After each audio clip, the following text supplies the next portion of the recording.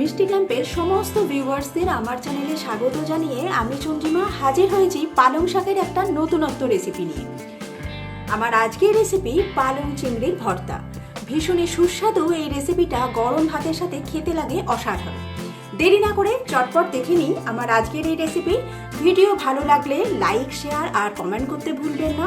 এখনও এই বন্ধুর চ্যানেলটি সাবস্ক্রাইব করে না থাকলে প্লিজ বন্ধুরা অবশ্যই চ্যানেলটি সাবস্ক্রাইব করে পাশে থাকা বেল আইকনটা প্রেস করে দেবেন, যাতে আগামী দিনের সমস্ত ভিডিওর নোটিফিকেশন আপনাদের কাছে খুব সহজেই পৌঁছে যায়। দেরি না করে দেখে নেওয়া যাক আমার আজকের রেসিপি পালং চিংড়ির ভর্তা। পালং শাকের ভর্তা বানাবার জন্য এখানে আমি 1 আটি পালং শাক নিয়ে নিয়েছি, আর এখানে 100 গ্রাম চিংড়িকে আমি ভালোভাবে ধুয়ে পরিষ্কার করে চিংড়ির যে পিঠের দিকে কালো শিরা অংশটা থাকে সেটাকে ফেলে দিয়ে, চিংড়ির মাথার অংশটাকেও এখানে ফেলে দিয়ে পরিষ্কার করে নেওয়া আছে। শাকটাকে প্রথমে কেটে নিতে হবে। শাকের যে গোড়ার অংশটা রয়েছে এটাকে আমি কেটে বাদ দিয়ে দেবো।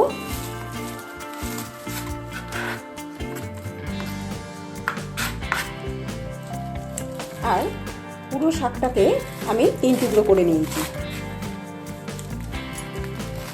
দুবার কাট লাগিয়ে নেব। এখানে পালং শাকগুলো কুচি বলে আমি পুরো ডাঁটার অংশটাকেও ব্যবহার করেছি, তবে আপনারা চাইলে শুধু পাতাটাকেও নিতে পারেন। এবার আমি রান্নাটা শুরু করছি। তার জন্য কড়াতে সর্ষের তেল দিয়ে দিচ্ছি। খুব বেশি তেল দেওয়ার দরকার নেই, সামান্য পরিমাণ তেল দিলাম। তেল গরম হয়ে গেলে এর মধ্যে আমি রসুন আর শুকনো লঙ্কা, গোটা শুকনো লঙ্কা দিয়ে দেবো। এখানে আমি 14 থেকে 15 কোয়া রসুন নিয়েছি, আর এখানে 5-6টা শুকনো লঙ্কা নিয়েছি। এগুলো তেলের মধ্যে দিয়ে দিচ্ছি। এগুলোকে ভেজে নিতে হবে।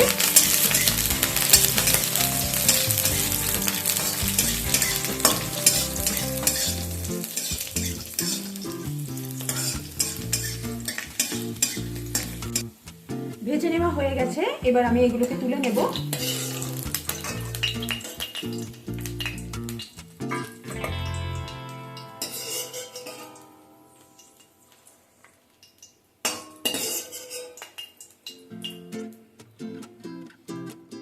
এই যে সামান্য পরিমাণ তেল রয়েছে, এর মধ্যে আমি চিংড়িগুলোকে ভেজে নেব। চিংড়িটাতে পরিমাণ মতো নুন আর সামান্য পরিমাণ হলুদ দিয়ে মাখিয়ে রেখেছি।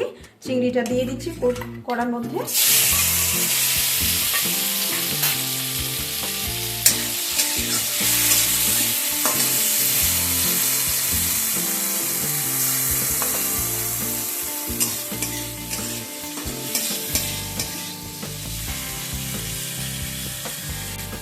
চিংড়ি ভেজে নেওয়া হয়ে গেছে, এবার চিংড়িগুলোকেও আমি তুলে নেব।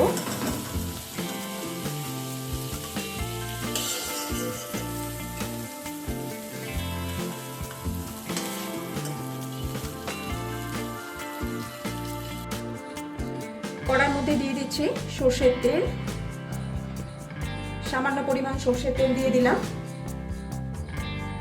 তেল গরম হয়ে গেলে এখানে একটা বড় সাইজে স্লাইস করে কেটে রাখা পেঁয়াজ তেলের মধ্যে অ্যাড করে দেব। হালকা করে পেঁয়াজটাকে একটু ভেজে নিতে হবে।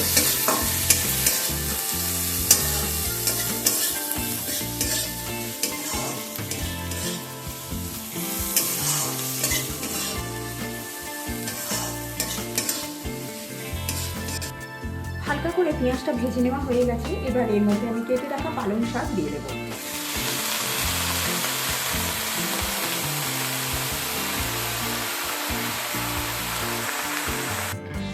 এর মধ্যে অ্যাড করে দিচ্ছি সামান্য পরিমাণ নুন, সেই সাথে খুব সামান্য পরিমাণ হলুদ এর মধ্যে দিয়ে দিলাম।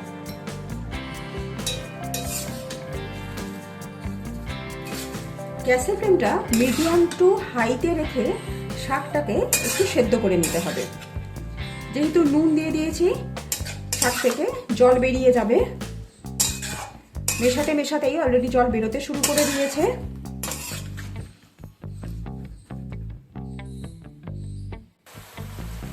গ্যাসের ফ্লেমটা হাইতে করে দিয়েছি, দিয়ে এটাকে কভার করে দিলাম। হাই ফ্লেমে 3 মিনিট চাপা দিয়ে রান্না করার পর শাকটা দেখবেন অনেকটাই কমে গেছে। আর চাপা দিয়ে আমি এটাকে রান্না করব না, এবার চাপা ছাড়াই যে জলটা রয়েছে এই এক্সট্রা জলটাকে পুরোপুরি শুকনো করে নেব।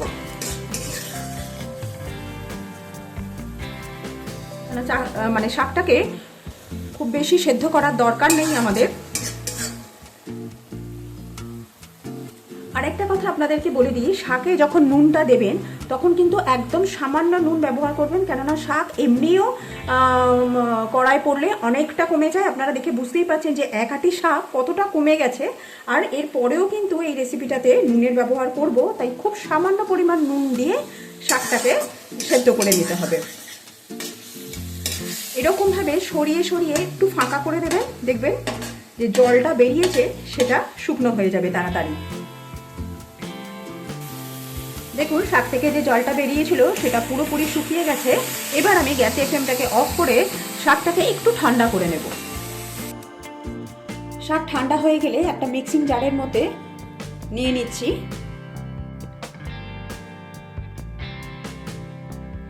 এবার এর মধ্যে দিয়ে দিচ্ছি ভেজে রাখা চিংড়ি। এবার এটার একটা পেস্ট বানিয়ে নেব। আপনারা চাইলে এই কাজটা শিলেও করে নিতে পারেন। দেখুন পেস্ট রেডি হয়ে গেছে।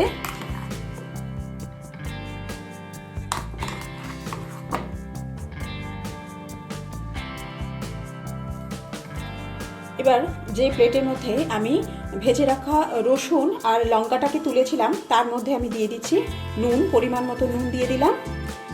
আগেও নুনের ব্যবহার করেছি এই রেসিপিতে, সেই বুঝে নুনটা কিন্তু দিতে হবে।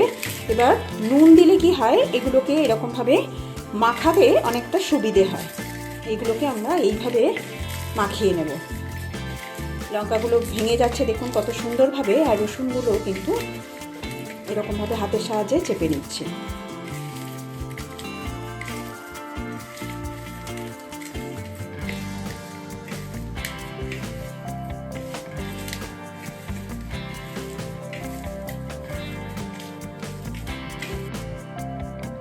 দেখুন সমস্ত উপকরণ খুব সুন্দরভাবে মাখিয়ে নেওয়া হয়ে গেছে। কড়াটাকে পরিষ্কার করে আমি আবারও গ্যাসের উপর বসিয়ে দিয়েছি। এবার এর মধ্যে দিয়ে দিচ্ছি সর্ষের তেল।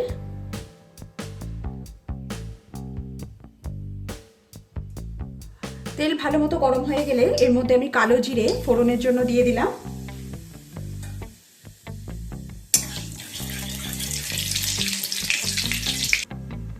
এবার এর মধ্যে দিয়ে দেব বেটে রাখা চিংড়ি আর পালং শাক।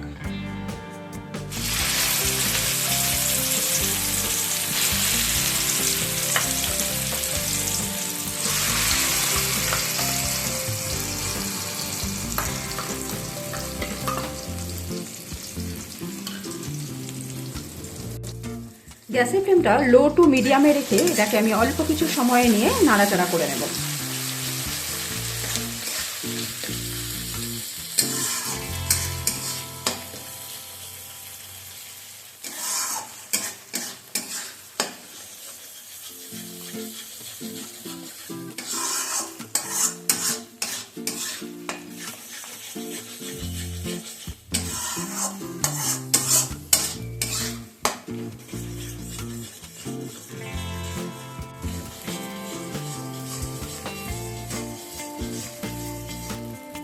প্রায় 2 থেকে 3 মিনিট সময় নিয়ে এটাকে লো টু মিডিয়াম ফ্লেমে এইভাবে নাড়াচাড়া করে নিয়েছি। কড়া থেকে দেখুন এরকম উঠে আসছে, কড়ার গায়ে লেগে যাচ্ছে না। এই সময় গ্যাসের ফ্লেমটাকে আমি অফ করে দেব। গ্যাসের ফ্লেমটা অফ করে দেওয়ার পর এর মধ্যে আমি মাখিয়ে রাখা রসুন আর শুকনো লঙ্কা দিয়ে দেব।